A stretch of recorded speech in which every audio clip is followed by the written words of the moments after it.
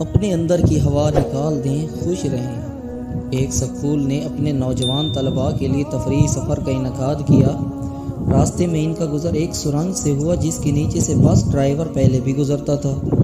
سرنگ کے دہانے پر 5 میٹر اونچائی لکھی ہوئی تھی۔ ڈرائیور نے نہیں روکا کیونکہ بس کی اونچائی بھی 5 میٹر تھی، لیکن اس بار بس سرنگ کی چھت سے رگڑ کر درمیان میں پھنس گئی، جس سے بچے خوف و ہراس میں مبتلا ہو گئے۔ بس ڈرائیور کہنے لگا، ہر سال میں بغیر کسی پریشانی کے سرنگ عبور کرتا ہوں، مگر اب کیا ہوا ہے؟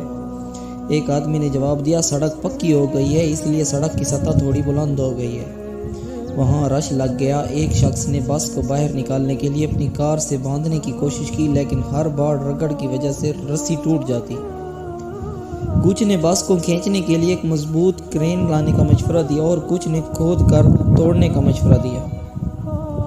ان مختلف تجاویز کے درمیان ایک بچہ بس سے اترا اور کہا، میرے پاس حل ہے۔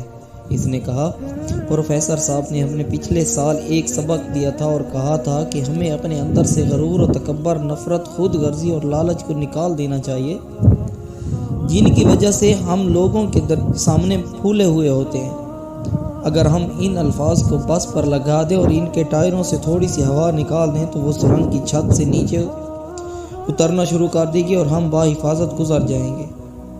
بچے کے شاندار مشورہ سے ہر کوئی حیران رہ گیا اور واقعی بس کے ٹائروں سے ہوا کا دباؤ کم کیا گیا تو بس سرنگ یعنی ٹنل کی چھت کی سطح سے نیچے گزر گئی اور سب بحفاظت باہر نکل گئے۔ ہمارے مسائل ہم میں ہیں، ہمارے دشمنوں کی طاقت میں نہیں۔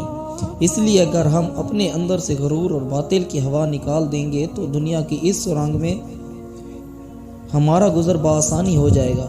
بس اپنے اندر کے غرور و تکبر و انا اور خود غرضی کی ہوا نکال دیں، معاشرہ خود بخود اچھا ہو جائے گا۔